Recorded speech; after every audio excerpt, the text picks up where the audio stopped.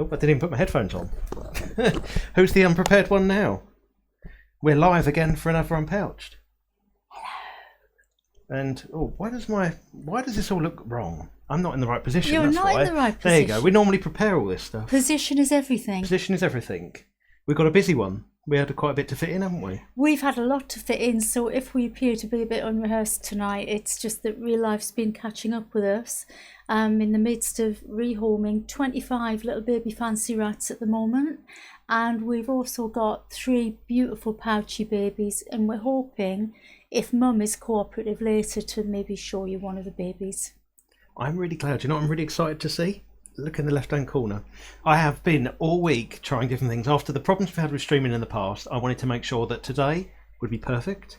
So the first thing I wanted to do was to make sure that we had a decent live chat thing on the side. And rather than paying for something, I wrote something, because that's what I do for a living. And it works. It's showing the chat from both Facebook and YouTube. So people from Facebook and YouTube can talk to each other. Yeah. And we can see what people are saying. Invite your friends. Yeah, invite your friends. Yeah. Get everyone on the get everyone joining. Hello, Yeah. Kira. Glad that's working. That's made me happy. Shall we start with the news? I think that's a really good idea. The news. So, I was looking at some interesting articles, and then there was one thing that, and this is not anything interesting, or this is something the UN recently announced. They'd finished doing a report, so they'd been studying the impact that we were having on nature on a global scale, and they put it into, what's it actually got a name? Let me just check the name and put it on here. It is the Nature Crisis Study, and this was published I think a week ago now. Mm-hmm. And it was talking about the impacts that we're actually having on animals, and it's really, really scary. I mean, I think for years we've been talking about what global warming's doing and what we're doing to animals, and this animal's going extinct and this animal's going extinct, but we're really hitting the crux of it now. I think we're actually seeing, the pun, but the end game. So some of the stats that this has pulled out, and they're actually really scary. So human activity is threatening 1 million species with potential extinction. So that's ones that are not thriving anymore. Their numbers are dropping. And some percentages that they'd had was 40% of amphibians, 34% of conifer trees, 33% of the coral reefs, 31% of sharks and rays, 27% of crustaceans, 25% mammals, and 14% of birds are all on a decline because of human activity. The article that I was reading, it sort of finished on saying that in 2010, a group of scientists come together for the Biological Diversity Convention, and they set basically 20 targets that needed to be met by 2020 for us to have any chance of reversing the damage we're doing. Well, it's 2019 now. Do you know if there's... Yeah, so have a guess. How many of them 20 points do you think we've managed to... None. A bit more than none. 1. No, a bit more than 1. Ugh. 4. 4 out of 20. That's all we've managed. And the point they were saying at the bottom was that because essentially governments won't buy into this, they're not doing enough, there's no chance. No. And that's scary, that they've said basically we're really running out of time. We basically have 6 months to a year to start changing things, and it's really, really bad. Yeah. We need David Attenborough for Prime Minister. Sir David Attenborough. Happy birthday, Sir David. I think, David Attenborough for Prime Minister. Yeah. He just put him in charge He'd just for a couple of years. He'd sort everything out. Declare war on America or something due to something or other. I don't know. Yeah, it's sad. And then there's some continued news, isn't there, on the same subject? Well, it's quite hard sometimes when you hear about these species that are endangered, or coral reefs or things like that, because we don't get many of those in Basildon. But right in our own back gardens, we've actually got a frog crisis in the UK. Now, when we get our back garden done, we're really keen on having a pond, aren't we? It attracts some really nice wildlife, and I think it's not a difficult thing to do, even if you don't want fish, just a bit of water and a bit of plants. I really want frogs, so this kind of interested me, really. There's a virus going around that's normally kept at bay by colder weather, but because we've had unseasonably warm weather, it's taken hold, and it's threatening the frog population. Do you want to talk about that? Yeah, it was so that the virus in particular is called the rhinovirus. Rhinovirus. It was being studied for a while about how historically it was kept at bay by the cold weather because frogs weren't as active at certain times of the year and they weren't breeding. spreading. But now the warm weather's, this year they're saying, especially last year, again unseasonably warm, they're starting to move around more, and it's causing whole populations to die off, whole swaths of them. And it's a real terrible shame. So is there anything that can be done, for people who have got ponds, for instance? Is there anything they can do to protect the animals in there?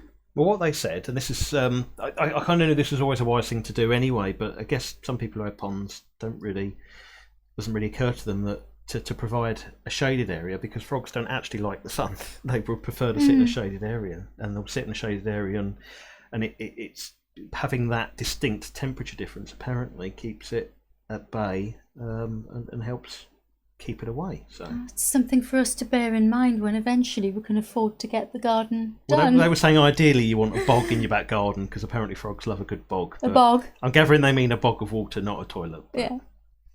I don't know. You could have both. Frog in a toilet would be quite funny. It sounds like some sort of Monty Python joke.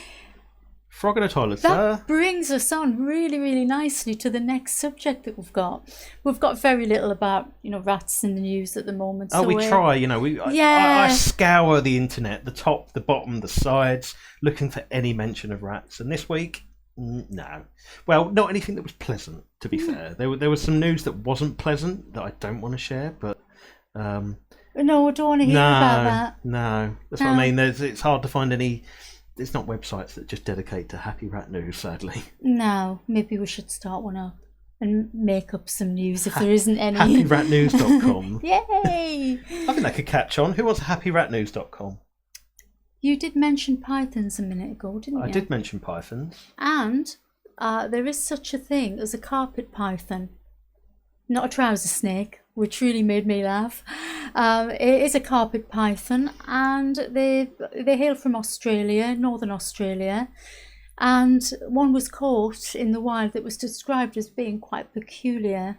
The poor thing actually had 3 eyes, and there were 3 functioning eyes. The middle eye in the middle of its forehead had eyelids, and it could move, but it was interfering with the way the animal ate, and very sadly it died. It actually had a third eye. It had a third eye. A working third eye. A working third eye. That's really weird. Is that because you sent me a picture? I haven't actually looked at it, but let's get the picture up, because I think we have got a picture. Let me see if I can. It's not one with a third eye. No, it is. Look. Where? There's one eye. Oh, look. And there's the second eye. I can probably look. 1 eye, 2 eyes, 3 eyes. Oh my God. How fascinating is that? Yeah.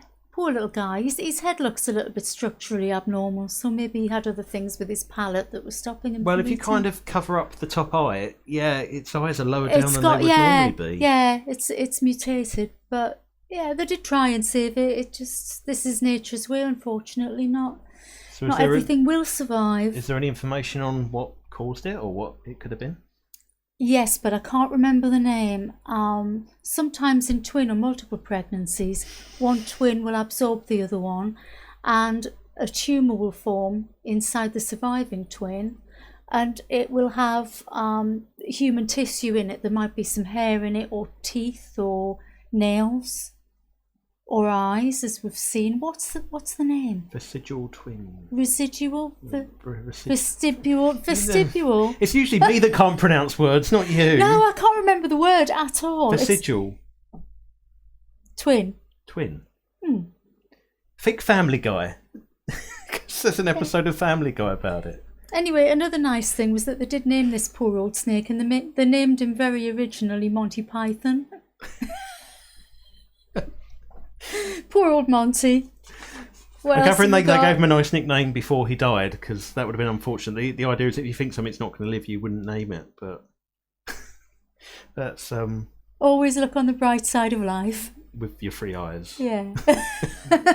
Sorry, that's cruel. I'm not laughing at the snake losing his life. No, we're pleased that he had a little shot. We're making him famous. Look, what more would you want? We're honouring the short life. Honouring the 3-eyed snake.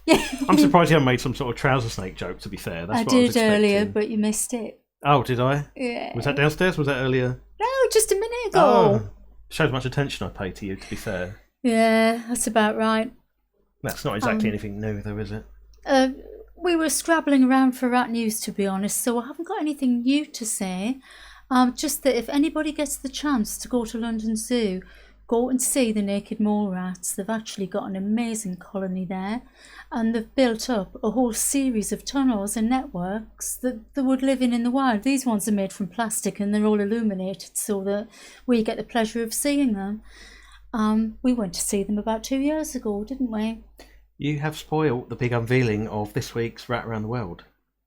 But that is Rats Around the World. I've got lots of information about our Rat Around the World. Oh, go on, you share then. Rats Around the World. Woo! Maybe we need a special Rats Around the World intro. Talk about intro. Shall we run the intro before we do Rats Around the World? Yeah, go on then. Yeah, let's run the intro.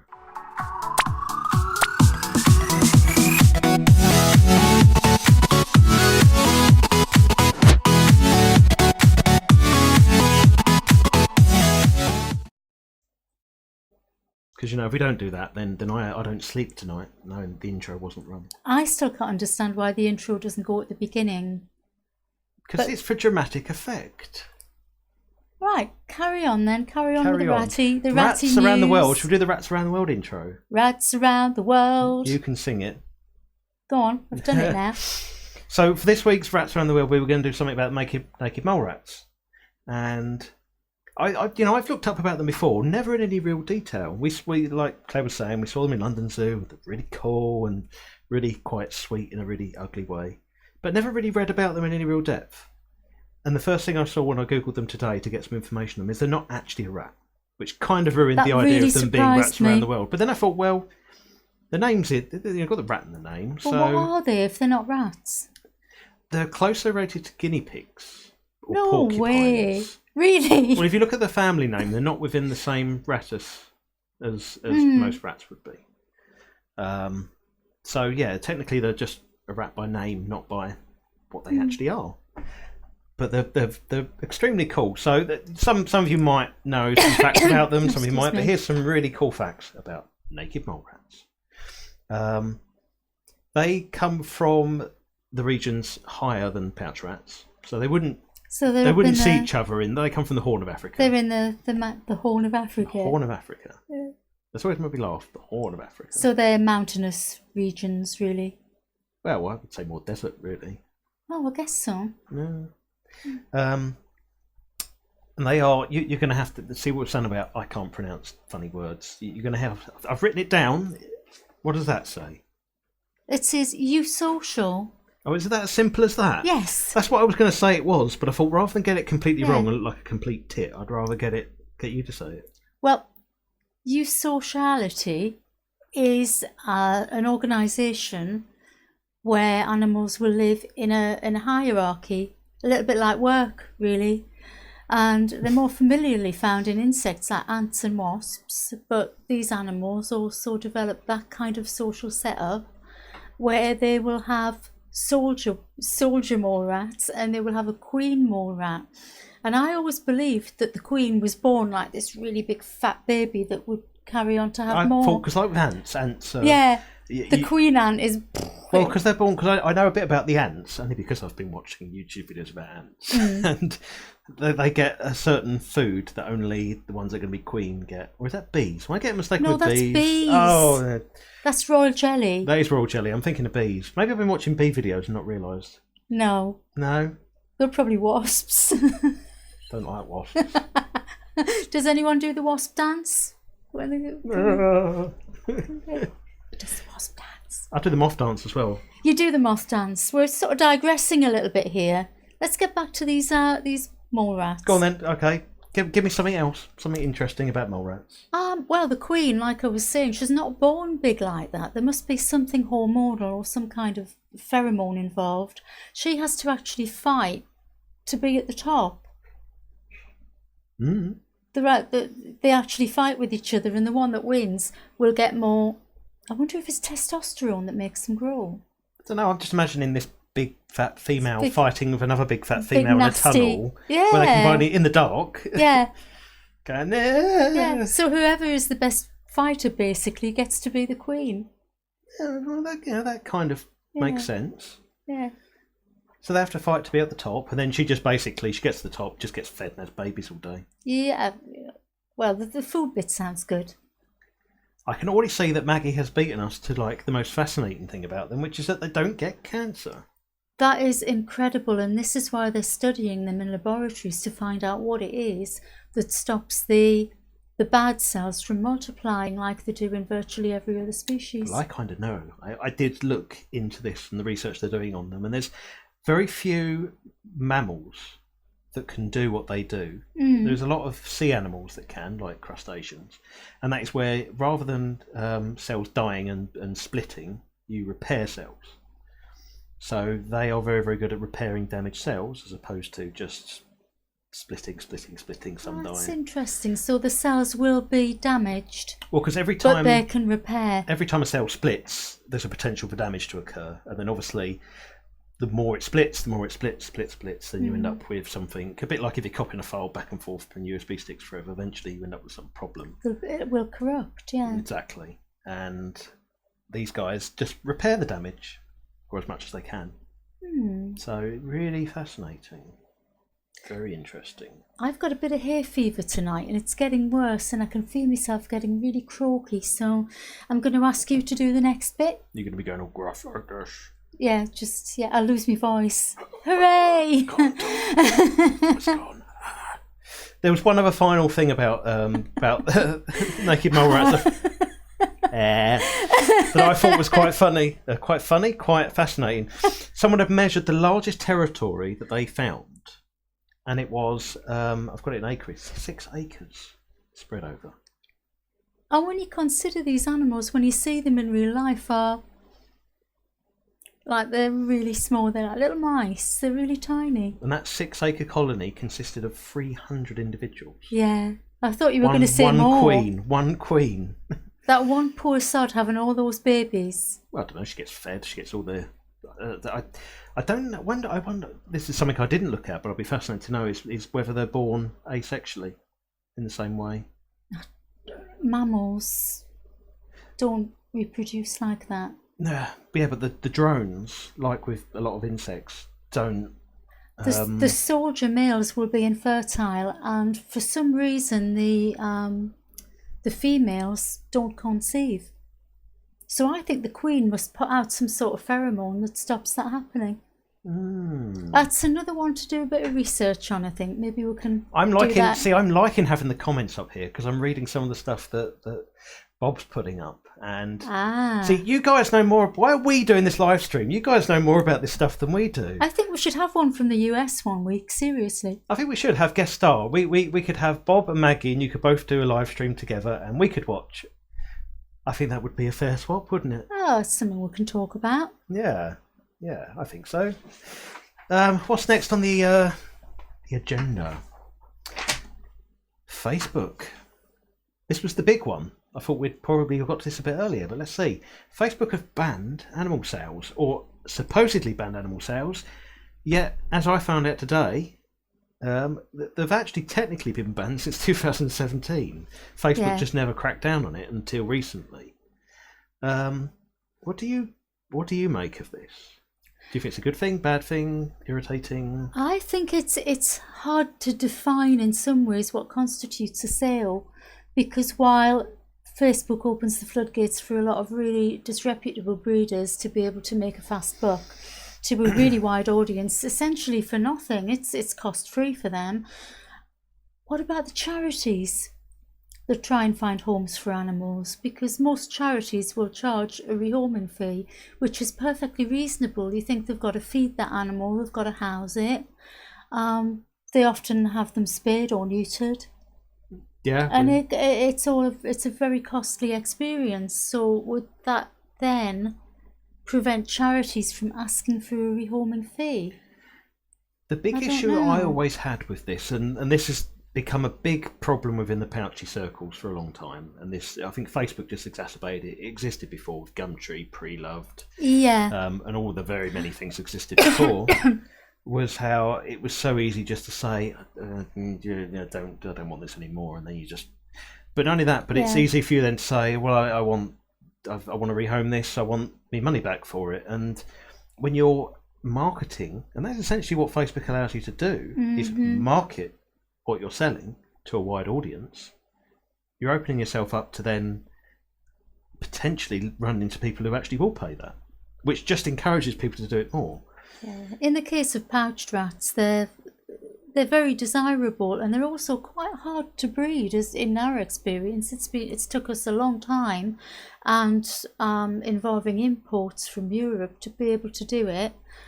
And we hear on the grapevine about places who are charging up to £500. In fact, there's been a recent advert on Facebook that hasn't reached us, where somebody's asking for £1,000 for a pair of rats that are juveniles, that are going to be quite hard to home. So they are fetching a fair price. Admittedly, I would not be charging £500 for a baby rat. Not something I'd be comfortable with. It's a tricky one. I mean, yeah. I mean, this is not just me now. This is how I've always felt.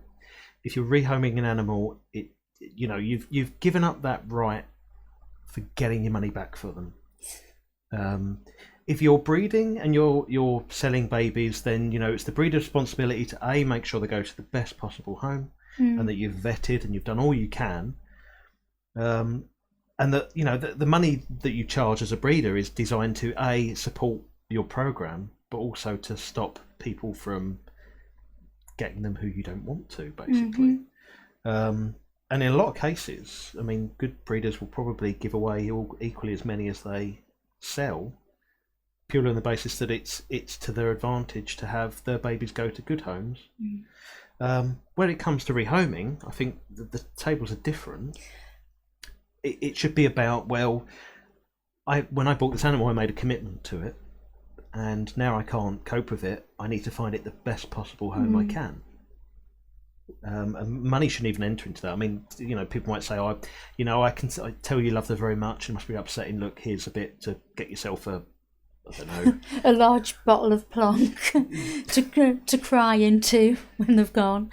But trying to profit from a rescue, or people are trying to recoup what they view as their losses, like the animal's a piece of property that they need to get their money back for. And obviously that's a really individual thing to consider. It's not something that I would consider ethical. I mean, this is what I think personally. I don't think this is what Facebook have aimed this ban on. I don't think they've aimed it to be banning because of this. I mean, it's for us in the circles that we operate, from the people that we know in other areas of the same thing. It's actually been a real godsend, because it's cut off the head of the snake, essentially. No pun intended. What? How many eyes would that one have? Oh, they didn't have any. They had no eyes. No eyes snake. To try and stop a lot of this from going on. I mean, it will move elsewhere, but it just makes it harder. You can't market to the same amount of people, which means the prices that people charge ultimately then go down, and that makes it easier for people like us to help find homes for them, but also makes people think twice about just getting rid of them. So that'll have an impact. But I think Facebook's, from what I saw anyway, the main reason was to try and prevent puppy farming. Yeah, it is mainly directed at people who are mass producing irregular breeds of dog that may go on to have other problems. Yeah. And there's just a really fast turnover, and they're asking extortionate amounts of money. There's one disadvantage I saw, and this is the circles that I operate in as well, is within keeping reef aquariums, as probably mentioned before. And there's always been a big community around swapping corals. People grow corals, they grow too big. But swapping is not selling. They've also banned that.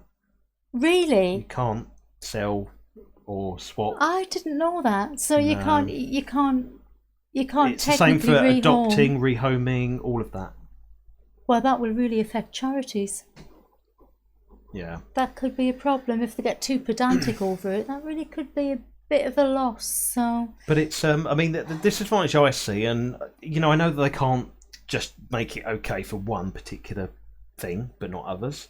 Within the people who keep and grow corals, you're doing it among friends, people that you know, which means you don't basically have to go to shops and buy them. And most shops will be buying ones that have not, some have been grown, fragged and grown. Others have been chopped out to sea. Whereas if you're buying them from someone that that either they've bought it from a shop and you're rehoming it essentially, a coral is a living thing. Don't forget that. It is an animal. It's not like a plant, as some people call them. Or they're growing their own and they're splitting, and then they've got too big and they've cut a bit off and they've given it to you, and then that grows. And and then might come a day where there's no coral reefs in the wild, and it's the people who have the aquariums have to reintroduce them. Yeah, so I mean, as usual in a lot of different strands in life, you've got these few greedy people that are spoiling it for everybody else. As is always the way. It's time for guest of the week. It's time for guest of the week, and you have to fetch. I mean, I made a ban, didn't I? I said that I didn't want you getting up to get guest of the week because it ruins the flow. But Sally's been such a pain in the backside running around. It's She really has. There'll be one time where she ends up breaking something midstream. I'm so sure that was going to happen. We do have a guest actually, a guest with us tonight who's come over to see his new baby pouchie, Chloe. He doesn't want to appear on camera because he's feeling quite shy, but you might want to talk about the connection that we've got with John. Yeah, while I think I'm that away. would be. Go fetch the babies. So for any of you guys who follow us on Twitter or look at our Facebook page or any of these areas, a lot of the posts that go on there are done by John Matthews, who's our social media guy, and he manages all of that and does a brilliant job. I've known John for a long time now, about 6 years now, possibly a bit longer. Before I ever kept pouch rats, I was in the same circles as people that did, and John had a litter of pouch rats, and I had put my name down for one, and circumstances changed very quickly, and I was honest and said, now is not going to be the time. This is not going to be a good time to bring a pouch rat to the house. But I said I did want to still go and meet them. So me and Claire did. And we met John's rat at the time, Abby, and absolutely thrilled to have met them. It really stuck in our heads. And now we're 5 years later, I think approaching 6 years later, and now we're breeding babies and giving one back to John. So it's all gone full circle. It's been... Yeah, it's so lovely to be able to do that. And... if anybody out there is wondering whether we're some of the people that are making a fast buck, we're really not. She's a gift. This is what we say is the same thing, that for the right people, we're not even charging, because it's about the animal finding the best home, and all the guys at the NPRS, I think, would be on the same page as us. It's so lovely having the support of the committee, the people that are involved, because when we make decisions about things, it's not just us making them. It's more of a little consortium, isn't it? Really. Oh, we all discuss them. Us. Yeah, we all do. Right. But, do you want to go grab one of the babies? Well, John's got her at the moment. Thank you. And this here is Chloe. You're gonna have to hold up to the camera. Don't bite me, Chloe. There you go. There she is. She's now free. She's struggling. She doesn't like you, does she? No. She's going to be 3 weeks old on Monday. No, baby. She's fully furred. Still drinking milk, not on solid food yet. She's absolutely massive, and her eyes will be due to open in maybe 3 or 4 days' time. She's really strong. So we'll really look forward to that. You're a beautiful girl, aren't you, sweetie? You hold her up so people can see. Beautiful girl. Look at that face. Look at that face. She's very wriggly. You put me down. Oh, look at the face. She's lovely. Yeah, we're really proud of her. There's 2 boys as well who are equally as beautiful. It just so happens that every time you go in there, Chloe's the first one that jumps out. So our plans, I think, with breeding now is that we were waiting for Lois to have a proper litter, because the single litters really wasn't even enough to get the milk flowing properly for her, was it? I mean, especially in Sally's case. No, it didn't work for Sally. But now she's had a litter of 3, she's actually lost a bit of condition. So we know that, she needs a rest. So I think it's going to be probably a little while before she has another litter again. So we're not quite sure where that leaves us, really. We're still wondering whether the mating we've done with Alice has taken.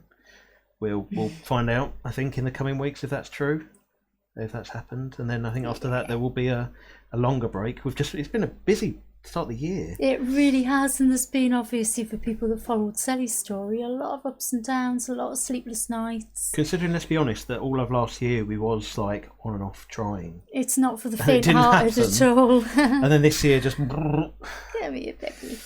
I guess, yeah, you just don't know, do you? Well, it is 8:30 now, and we really need to be getting this little one back to her mother. Do. And Shall I have a quick scan through the YouTube? I can't actually scan back for the Facebook comments, but I can scan back for the YouTube comments. yeah, Continued connection between disease and age. So you guys have got all the knowledge on these animals. I think you should be doing this. I think adopting is considered, with Facebook's rules, it's the same. I think that any animal, what they're looking for is anything to do with an animal with a price listed, and then they investigate, and if it's found that you're selling it, they can ban the group outright. Oh, you're boxing. So yeah, I don't think they're certainly not they're not going easy on people, are they, with that? Which is not, not the end of the world. Oh, what have we got? Oh, Kira's saying, shout out to Kobe. He's been to the vets today and he had a full general. Full general. Oh, I hope he's recovering and being made a fuss of. I'm sure he is. Oh, bless him. I hope he's doing all right. Puppy farming's horrible. Yeah, it is, and sadly, it's not something. Don't bite me.